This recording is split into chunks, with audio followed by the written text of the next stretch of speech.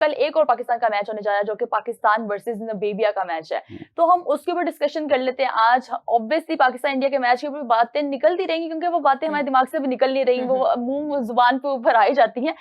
तो मुझे बताएं कि क्या क्या चेंजेस आपको लगता है कि नामीबिया के मैच के लिए हमें पाकिस्तान स्क्वाड में करनी चाहिए प्लेइंग 11 में?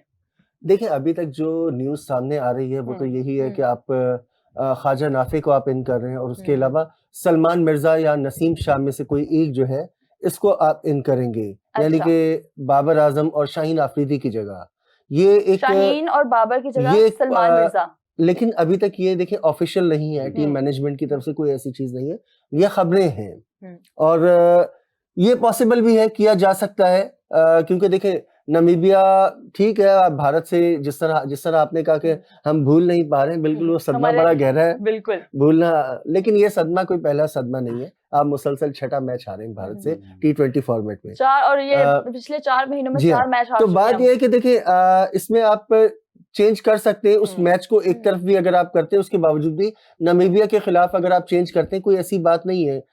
अगर ये प्लेयर्स आपके फॉर्म में भी हों, अच्छे टच में भी हों, तब भी आपके पास मार्जिन होता है इस तरह के मैच में, आपको चेंज कर सकते हैं, आप थोड़े फ्लेक्सिबल होते हैं कि जब भी कोई मैं ये नहीं कह रहा कि कोई टीम भी छोटी है इंटरनेशनल क्रिकेट में, लेकिन अगर आप टेस्ट प्लेइंग नेशंस की निस्बत मुकाबला करते हैं या जो टीम में रेगुलर खेलती है उनसे मुकाबला करते हैं, तो ऑब्वियसली कि नामीबिया उनके बाद आती है, तो आपके पास चांस है, तो ठीक है आप ये चांस लें, क्योंकि उसके बाद पॉसिबली कि आप इंशाल्लाह आप सुपर 8 खेलना है, तो ठीक है इन प्लेयर को रेस्ट भी मिल जाएगा। और जो बात हो रही है कि जो बेंच है उसको बेंच को मौका दिया जाए, तो मेरा ख्याल है सबसे बेस्ट चांस है कि आप बेंच को मौका दें, बेंच को आजमाएं आप। अंस, आप बताएं कि हम लोगों ने शाहीन, शादाब और बाबर के बारे में सुनने को बहुत ज्यादा मिल रहा है कि इन तीनों को रेस्ट दी जाएगी और सलमान मिर्जा को लेकर आएंगे, शाहीन को, और नहीं सॉरी नवाज को लेकर आएंगे, फखर जमान को लेकर आएंगे। तो ये तब्दीलियां लानी बेहतर होंगी? अब प्लेइंग 11 में मैच जीत पाएंगे हम नामीबिया से? देखिए, जैसे अभी मानी भाई ने बताया कि चेंजिंग एक्सपेक्टेड है। अभी कादिर भाई ने भी कल रिपोर्ट ब्रेक की थी कि उन्होंने कहा था कि 3 चेंजेस हो सकती है मैच में,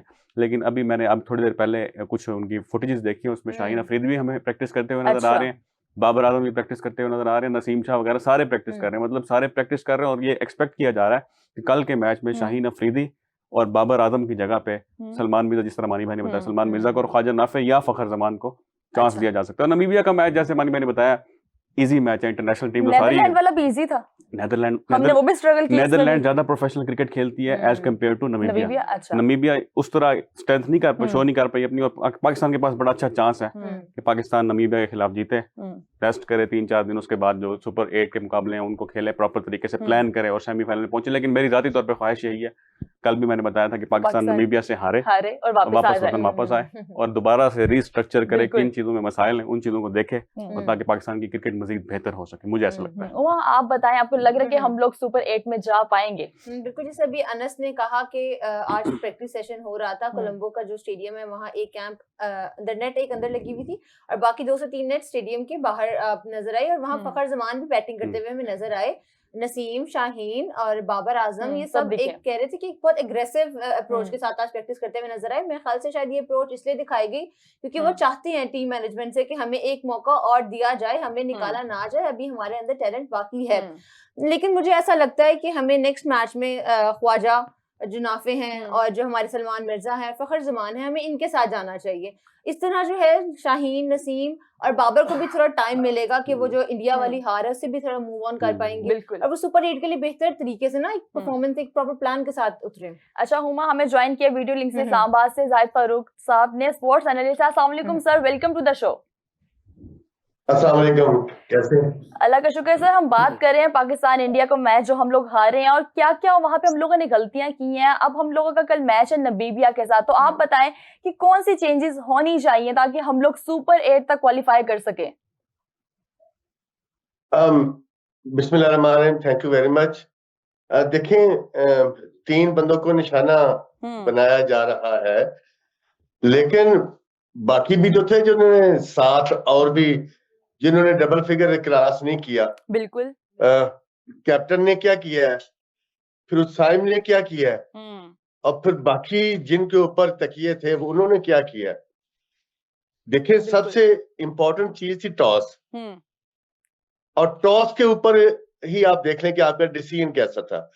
अगर एक कैप्टन पिच को रीड नहीं कर रहा, हाँ जी। तो फिर उसमें बाकियों की क्या गलती है? नंबर एक। नंबर दो, आप ट्रम्प कार्ड कह रहे हो, ट्रम्प कार्ड कह रहे हो, ये वो हमारा जी ट्रम्प कार्ड है, जी।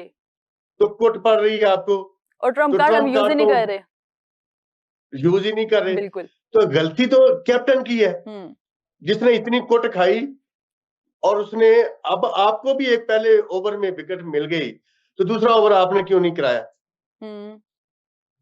तो कैप्टनसी की वजह से आप प्रेशर में आए, आपको अर्ली विकेट्स मिली, आपको पता था कि वो अटैक पे जाएंगे, और उन्होंने अटैक किया और उसमें वो कामयाब रहे। बिल्कुल। जब वो अटैक कर रहे थे, आप बॉलर, आप स्ट्रेंथ ले गए हैं, आप सारी के सारी आपने नया रिकॉर्ड बनाया, 6 आपने स्पिनर खिलाए। हाँ जी। जो ट्रम्प कार्ड था, एक विकेट मिल गई, हर टीम ने सोचा होता है। हाँ जी। जब मुरलीधरन बॉलिंग कराता था, वसीम अकरम कराता था, जब पीक के अंदर चीजें थी, तो लोग सोचते हैं कि इनको हमने हिट नहीं करना और बाकियों को हमने छोड़ना नहीं है। अब ट्रम्प कार्ड, उनको पता था कि उन्होंने इनको उसको हिट नहीं करना था, वो सोच के आए हुए थे हाँ जी। कि इनको 25-30 भी मिल जाएंगे तो दैट्स एनफ। बट आपने ट्रम्प कार्ड नहीं इस्तेमाल किया।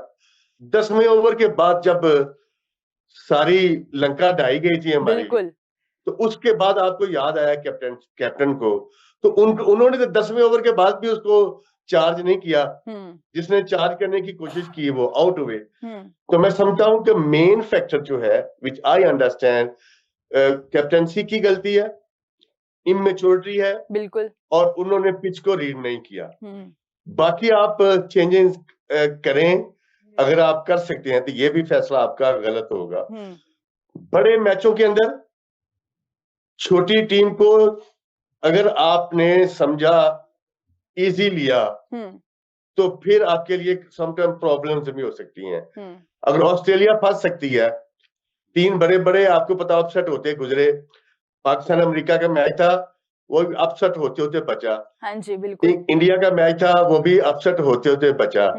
अगला इंग्लैंड का मैच था, वो भी अपसेट होते होते बचा। फिर अब आप क्या चाहते हैं? हर टीम, बड़ी टीम जो एक बुरा मैच खेलती है, हम भी अमेरिका के खिलाफ खेल चुके हैं, but now we are under pressure.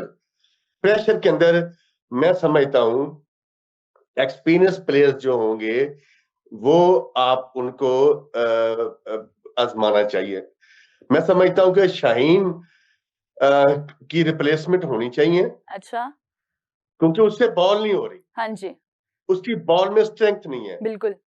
उसकी बॉल जो है, विकेट उसको मदद नहीं दे रही। लेकिन आप शादाब को भी कर सकते हैं, क्योंकि उनकी जगह पे आपके पास नवाज भी मौजूद है, साइम भी मौजूद है। आप एक एक्स्ट्रा अच्छा बैट्समैन आप टीम में शामिल कर सकते हैं। लेकिन तीसरी बात आ जाती है बाबर आजम की। जी। बाबर, आप ज्यादा चेंजिंग करेंगे तो फिर टीम के अंदर भी आपको पता है कि डिमोरलाइजेशन शुरू हो जाती है। फिर आपने बड़े मैचों के अंदर उनमें से कोई अनफिट हो गया, फिर बाबर आएगा, या कुछ 100 ऊंच नीचे बड़े टूर्नामेंट्स के अंदर होती हैं। मैं समझता हूं कि शादाब की और शाहीन की करनी चाहिए, बाबर को नहीं करना चाहिए। वो किसी भी टाइम आपको प्रेशर के अंदर, अगर नामीबिया के मैच में अगर किसी टाइम पे कोई प्रेशर आ गया, वैसे तो आज तक हमें बाबर ने साथ नहीं दिया कभी मुश्किल वक्त में, लेकिन फिर भी एक्सपीरियंस का मुकाबला नहीं किया जा सकता। शादाब, शाहीन को रेस्ट देना चाहिए, और नाफे को और सलमान को मेरा ख्याल है अंदर करना चाहिए। मेरे जाती राय में तो ये है। लेकिन जाहिर साहब, मैं ये पूछना चाहूंगी कि हम लोग मैच हारते ही बैटिंग की वजह से हैं, तो आप बैटिंग को ही डिफेंड कर रहे हैं कि बाबर आजम ने लास्ट मैच में परफॉर्म नहीं किया। उससे पिछले मैच में चले उन्होंने कर ली 44 स्कोर, लेकिन पहले वो 15 स्कोर उन्होंने बहुत मुश्किल से बनाया, उसके बाद उन्होंने चार्ज करना शुरू किया। तो आपको नहीं लगता कि बाबर आजम की भी इस टाइम रिप्लेसमेंट जरूरी है, उसको रिप्लेस किया जाए और फखर जमान उनकी जगह लेकर आना चाहिए? क्योंकि फखर जमान प्रेशर को हैंडल कर लेते हैं और उनसे ज्यादा परफॉर्म भी करते हैं। देखो, मैं कह रहा हूँ, फखर जमान जब भी चला, मोस्टली इंडिया के खिलाफ चला, वहां पे आपको उसके चांस लेना चाहिए था। और उसने अभी तक बड़ा टूर्नामेंट भी नहीं देखा। जो फियर मैं आपको कह रहा हूं कि अगर नमीबिया के खिलाफ जिस तरह ऑस्ट्रेलिया को प्रॉब्लम हुई, जिम्बाब्वे के खिलाफ कोई 1-2 विकेट ऊपर नीचे गिर गई तो प्रेशर मैच के अंदर आप सरवाइव नहीं कर सकेंगे।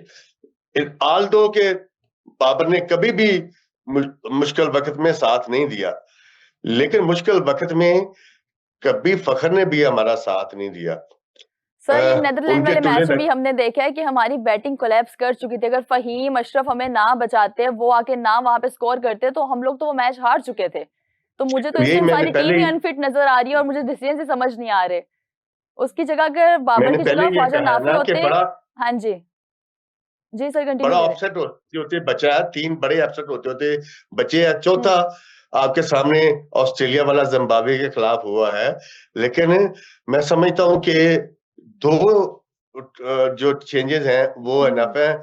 बाबर को नहीं करना चाहिए, बाबर बड़ा प्लेयर है, कभी भी उसका वो चल सकता है, मुश्किल वक्त के अंदर आ सकता है। लेकिन अब चूंकि हर बंदा बात ही बाबर, शाहीन, शादाब की कर रहा है, कोई सलमान की बात कर ही नहीं रहा। आप बैटिंग कोलैप्स की बात कर रहे हैं।